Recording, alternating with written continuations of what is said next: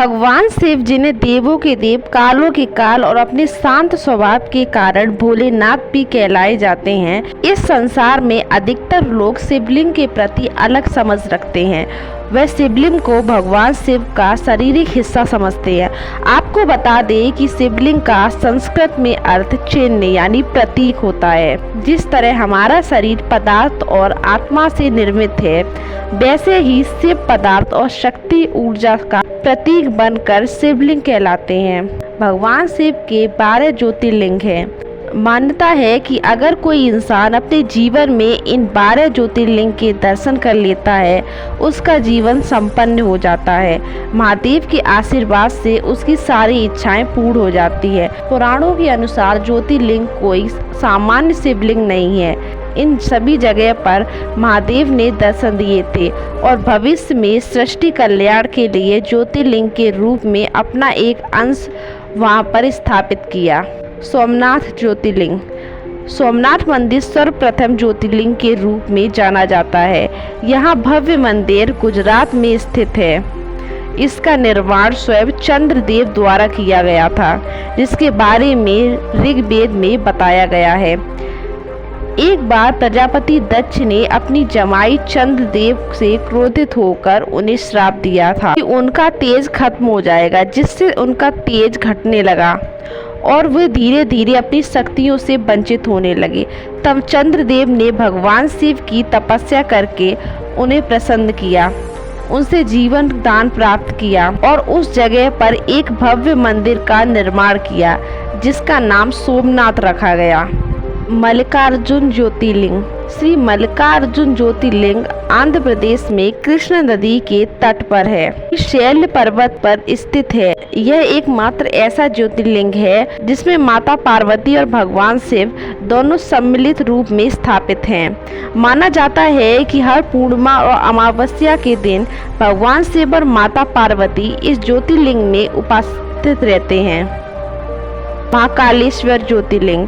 महाकालेश्वर मंदिर मध्य प्रदेश के उज्जैन नगर में स्थित है। पौराणिक कथा के अनुसार माना जाता है कि उज्जैन में भगवान शिव के कई भक्त थे, जो हमेशा उनकी पूजा पाठ किया करते थे। वहीं पर एक दूषण नाम का राक्षस था, जिसके अत्याचार से गांव वाले काफी पीड़ित थे। दूषण हमेशा धार्मिक कार्य में विघ्न डालता था। इस पर कुछ ऋषियों ने उसके अत्याचार से गांव की मुक्ति के लिए भगवान शिव की पूजा की, जिससे प्रसन्न होकर भगवान शिव ने महाकाल रूप में प्रकट होकर उस राक्षस का वध किया और संपूर्ण नगर की रक्षा की। नगरवासियों द्वारा भगवान शिव से इसी स्थान पर हमेशा रहने की प्रार्थना की। उनका भक्ति भाव देखकर भगवान शिव महाकाल ज्योतिर्लिंग के रूप में वहीं स्थापित हो गए। ओमकारेश्वर ज्योतिर्लिंग। ओमकारेश्वर ज्योति मध्य प्रदेश के खडंबा जिले में स्थित है। इस ज्योतिर्लिंग के 2 स्वरूप हैं, एक ओमकारेश्वर और दूसरा ममलेश्वर। ममलेश्वर ओमकारेश्वर से कुछ ही दूर पर स्थित है। वैसे तो यह अलग अलग स्थान पर हैं, पर इनको एक ही माना जाता है। केदारनाथ ज्योतिर्लिंग। उत्तराखंड राज्य में रुद्रप्रयाग जिले में केदार नामक चोटी पर केदारेश्वर ज्योतिर्लिंग स्थित है। माना जाता है कि श्री नर और नारायण ने हजारों वर्षों तक निराहार रह के भगवान शिव की तपस्या की थी, जिससे भगवान शिव काफी प्रसन्न हुए और उनसे वर मांगने को कहा। श्री नर और नारायण ने भोलेनाथ से मनुष्यों के कल्याण और उनके उद्धार के लिए वहीं पर स्थापित होने की प्रार्थना की। तब भगवान ने ज्योतिर्लिंग के रूप में वहां रहना स्वीकार किया। भीमाशंकर ज्योतिर्लिंग। महाराष्ट्र के पुणे जिले में भीमाशंकर ज्योतिर्लिंग स्थित है। इस जगह भगवान शिव ने अपने प्रिय भक्त राधा सुदछेड़ को कुंभकर्ण के पुत्र राक्षस भीम का वध कर मुक्त करवाया था। इसके बारे में शिव पुराण में विस्तार से बताया गया है। विश्वनाथ ज्योतिर्लिंग। काशी विश्वनाथ, जिसे महादेव की नगरी भी कहा जाता है, यह उत्तर प्रदेश राज्य में काशी जिले में स्थित है। हिंदू धर्म ग्रंथों के अनुसार माना जाता है कि यह नगरी प्रलय आने के बाद भी लुप्त नहीं होगी, क्योंकि इसकी रक्षा खुद महादेव करते हैं। यह महादेव की तपोस्थली भी मानी जाती है। जो भी यहाँ पे अपने प्राण त्याग करता है उसको सीधे मोक्ष की प्राप्ति होती है। इस ज्योतिर्लिंग के दर्शन करने से मनुष्य समस्त पापों से छुटकारा पा लेता है। त्र्यंबकेश्वर ज्योतिर्लिंग। त्र्यंबकेश्वर ज्योतिर्लिंग नासिक महाराष्ट्र में स्थित है। इस ज्योतिर्लिंग के पास ब्रह्मगिरी पर्वत है। यहाँ पर गोदावरी नदी शुरू होती है। पौराणिक मान्यता के अनुसार ऋषि गौतम वहाँ पर गौ हत्या का पाप लगा था, जो उनके बाकियों के ऋषियों ने छल से उन पर लगाया था। इसके पश्चाताप के लिए ऋषि गौतम ने घोर तपस्या कर भगवान शिव को प्रसन्न किया और अपने पाप मुक्त की प्रार्थना की, पर वह निष्पाप थे। जब ये बात भगवान शिव द्वारा उन्हें पता चली तो उन्होंने अपने बाकी ऋषियों को क्षमा दान देने के लिए भगवान शिव से प्रार्थना करी। गोदावरी और ऋषि गौतम के आग्रह करने पर भगवान शिव ने अपना एक अंश ज्योतिर्लिंग के रूप में वहां पर स्थापित किया।